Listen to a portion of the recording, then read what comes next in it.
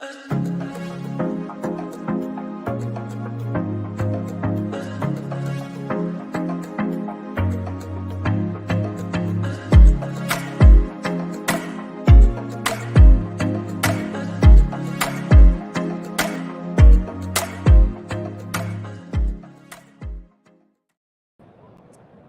up, everybody? We are live in the Jake Wyatt booth. We're with Gerard. How you doing, sir? Doing well, Emmett. How are yourself? I'm excellent. It's day 2. How you feeling? You holding up? Oh yeah, I'm ready to rock, man. You good? Party tonight? I don't party. Okay. I eat dinner, I go to bed. I party during the day at work. Yeah. That's my party hour. Yep. How's the show been in general for you guys so far? Super excited to be here. So this is our 3rd year at PCA, and every year that we've been here, we've been very excited, always coming out with something new, something always simmering up our sleeves. So this year's trick up my sleeve is what you're smoking. Yeah, let's talk about it. I'm smoking it right now. Just lit it up. It's the Maverick. Get the box. Beautiful presentation. All right, so tell us what's the story behind the cigar? So Maverick is my second son.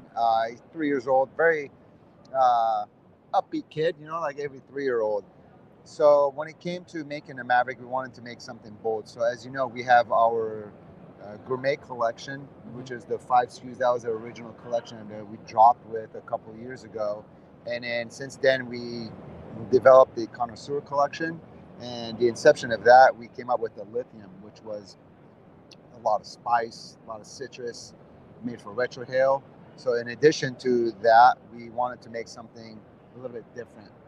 So we have cigars that are spectrum from mild, medium, and now we have something full body.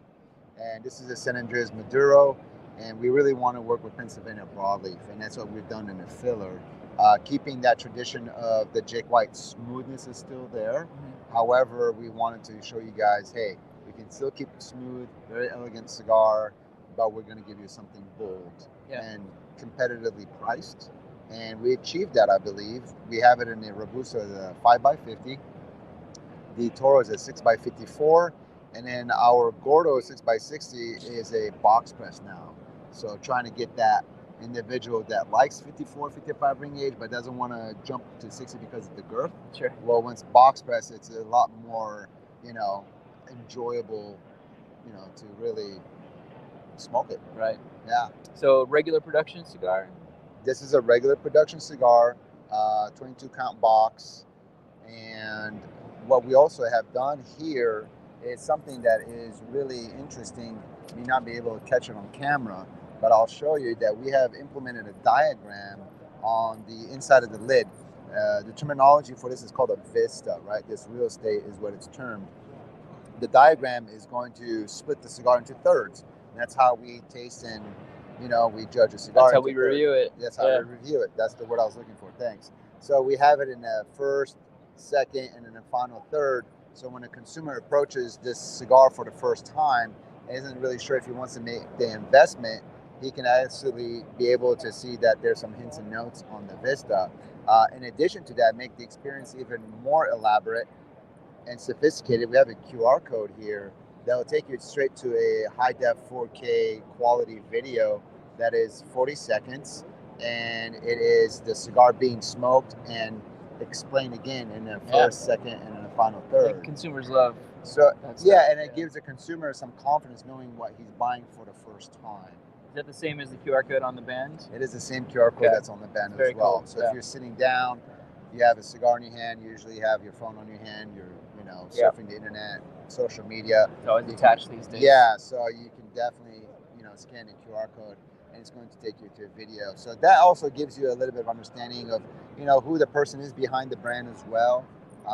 That makes it a lot more fun.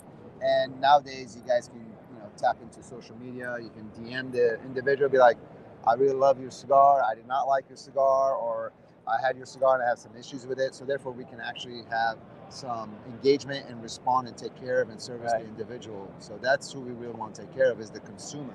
Absolutely. Yeah. How old is your son? Maverick is 3. 3? Yeah. I was going to ask if he's a Top Gun fan, but probably not yet. They watch everything. Okay. Yeah. Maverick's a great name. So you guys also have these new ashtrays. They're beautiful. You want to tell us a little story behind this? Is there any? Get a good look there. So, pretty simple. We wanted to give a lot of cigar lounges the ability to showcase our product, not just in their humidor, but out on the lounge, on the coffee table. We came up with our ashtrays. It has your traditional round shape to it. It's pretty nice and deep, so you know you can catch a lot of cigar ash. And these are available in the individual boxes. Something that we really wanted to focus on is a lot of accessories nowadays when it comes to like humidors or ashtrays. The boxes are that boring parchment color, and that's something that isn't really presentable if you want to put the box on your retail shelf to show that this is the box it came in. Usually you hide that box and you just show the ashtray, and consumers are going to ask, hey, does this come in a box? Right. So now with the Jake Wyatt ashtray, if as a retailer, if you stack it on top of its box that it comes in, it's a white box with an actual Jake Wyatt logo on it. So if a consumer walks out, he feels like he bought something, that has branding on it. So it makes it very appealing, it's attractive, and it gives that value. So it's not just an ashtray, it's something that is presentable to give to somebody as a gift. So you can literally go and not gift wrap it and just give it to your friend. Hey, I got you something. Right. It's presentable rather than a parchment boring brown box that has the fragile stamp on it or the part number on the bottom, and then you can see the staples and the seams. It's not very attractive. Yeah. In this case, and we definitely protect the ashtray with the styrofoam interior, and it has the protective plastic sheet over the ashtray when you take it out of the package. It's beautiful in person. Thank you.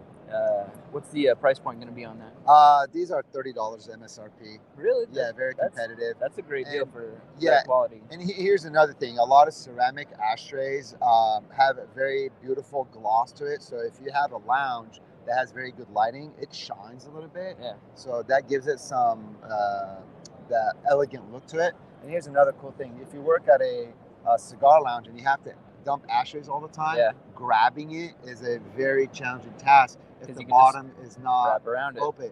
Right? A lot of times ceramic, they're enclosed. So we really give it a thought of like, okay, we want to open on the bottom, so therefore you can actually grab it and then toss it and then hold it and then wipe it and then place it back down. Yeah. And it does have these little felt bottoms, therefore it doesn't scratch the glass top coffee table that you have. So it's just an ashtray to a lot of people, but to us it takes a lot of thought. We can tell you've thought it through and put some effort into it. That's great. Yeah, and for $30 at that size of an ashtray, it's for very $30. That's a great deal. Yeah. So let's talk about business in general. So with the trade show moving to, you guys always go to TPE too, right? Yes. So with this trade show moving up early, does that mess with you guys? You can still try and go to both? Like, what are your feelings on that? That is a very good question. We've had sorry, I'm grabbing my light over here. Yeah, absolutely. TPE and PCA are going to be very close to each other. How that's going to be challenging for us, I really have no clue. I'm sure that you have been talking to multiple people at the trade show about this already. So I'm going to ask you the question, what is the feedback on people? There's mixed feelings. I think it's generally positive. I think retailers are more excited about it than manufacturers, I would say. Okay. Just 'cause it's easier for them to make the time. But I think the first year, it sounds like the consensus is just because it's only going to be, like 9-10 months between now and then, it's going to be not enough time to prepare new stuff. That is a very good point. Concern. Too. So yeah, for the first time. The first one, but I think going forward, I think it's better for us. It's better because the weather's going to be better. It doesn't compete with being gone during the summer on vacation. Might compete with spring break, but I think it's an improvement for us at least. But I definitely understand when it's not for everybody. So. Yeah, it is tough when you are a manufacturer double dips, does TPE and does PCA. Yeah. That gap in between February and July is nice. Yeah. But when you really shrink that gap, it kind of makes it challenging, especially the first year of coming up with something new. So, that's where we're at. We're just wondering how it's going to be affecting us. We haven't really given it too much thought. Yeah, so we'll just have to see how it pans out, I guess. Yes. So at Jake Wyatt, what is it when you're not doing trade shows? Like, what does your everyday look like? What are you working on? What are you doing? You know, just in your general everyday life. You mean when I'm not at work, or what do we? No, for work. Like, what's your absolutely. So when it comes to Jake Wyatt, as of lately, what we have been working on is a lot of our newer packaging, right? So we've had the Jake Wyatt in a black and silver color tone, and now we switch it to black and gold, and all our boxes have been redone.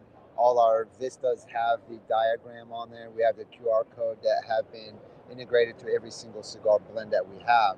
So that's a lot of that's 7 videos that we've had to do. All the boxes, and especially my partner Neil has been, focusing on, okay, we're going to go to a new box factory, and you have to give them the dimensions. So operational time is where it's consumed, because we have to do a lot of things in operation, and then figure out if we're going to come up with a new blend or not. And then we did move into our new factory in January. So that has been months and months of building the factory in the Dominican Republic, and that's 20,000 square feet. So a lot of work has been going at the factory, and I don't know, it's on and on and on. So does that mean you can be able to ramp up production? And we can ramp up production, absolutely. A lot more space, a lot more efficiency, having the space, not being crowded. And that has allowed us to venture into some other exotic tobaccos, having been able to store things, where before we didn't have room for storage. Yeah. So now we can look at things and be able to, consider, like, hey, do you want to buy these new tobaccos that we've never tried? If we like it, where are we going to store it? Now we have all that storage available. Yeah. What's your bucket list tobacco? Like, what's if you could work with one tobacco, what would you pick as like your dream project? That's a very good question. We have, as of recent, came across some local tobacco, and I say local tobacco here in the United States. Oh, okay. So that is going to be used for some future projects, maybe not. And it's a wrapper tobacco. So that's American wrappers. Yeah, it's something that's never been done before, and it's locally grown in the United States. But as in some dream, I want to tap into some Palo Duro from Peru. Okay. That would be something I want to mess around with. Right. Definitely want to see some stuff in Costa Rica. Yeah. And that's basically it for now. Yeah. I don't want to go too far into things that are unattainable. Yeah. Do you have anything new coming up in the next year that you can tell us, or is it too early still? No, we just launched the Maverick right now, and this is something that people have not even really embraced to even understand what it is we're doing. Yeah. This is completely out of our realm, but yet again, it's giving us territory in things that we've never done before. So now we have 7 different blends. We have the Connecticut Mellow. We have the, Candela. It's a very mellow morning type of smoke. Then we have our medium strength stuff that is our Habanos and things of that nature. Right. Now we have a full body cigar. So very, very excited about this guy right here. Round it out. How are you liking the cigar? It's great. It's definitely full body, but in a good way. It's very good. I love it. I really like the 6x60 box rest. So what are the flavor notes we're supposed to be picking up in the first third here? You got to read it because I can't tell you. For me, I'm picking up, for as dense as it is and as bold as it is, what I like about it is not a lot of heat. Yeah. That's what I don't like about a lot of bold cigars. There's a lot of heat, and it just really charges the tip of your tongue. Yeah. And it doesn't allow me to really smoke it faster. I have to really slow down, which is not bad to slow things down. But this one right here, you can taste that there's boldness there. Yeah. There's a lot of coffee bean, a lot of earthiness, but there's that lingering sweetness there. Yeah. And that's what I like about it. It's a dark cigar. It's a dark smoke. Yet it's very darn smooth. Yeah, right? It is smooth. So yeah, everybody's doing. I started to pick up like a little charred oak, maybe. Like that's That's kind of what I'm getting. But everybody's different, so we'll have to see what the box says. Let's see. I'm gonna read it. Then again, it is my words, isn't it? It is. I would hope so. So opens with rich sweet spice, which I did definitely taste that. Coffee, yeah, coffee and chocolate. Hoppable dark chocolate and a creamy earthy retrohale. Yeah, perfect. The second third, I can definitely tell you, the second third mellows out. It doesn't burn as hot as the first third. It's kind of weird. Usually it's the first third that doesn't burn as hot. Yeah. And as you get more into the cigar, it gets hotter. But in the second third, it's definitely got the earthiness, the dark chocolate again, cream of those, notes of cream is in there. I should just be reading it, and I'm doing a terrible job. So I'm going to start all over you guys. Earthiness, dark chocolate, and cream notes evolve with emerging coffee and pepper on a retrohale. And the final third is sweet spice, oak. There's that oak for you right there. Earthiness, emerging, sustaining coffee and dark chocolate notes for an impressive finish. Very good. Thank you. All right. Anything else you want to tell our live audience before we let you go? No, I can't wait till you guys review the cigar so the live audience can see what rating he's going to get. I'm curious if our thirds match up with your thirds, like, because they will know what it is. Yeah, that'll be fun to look at. Yeah. Gerard, thank you so much for your time, my friend. Appreciate it, guys. Yeah.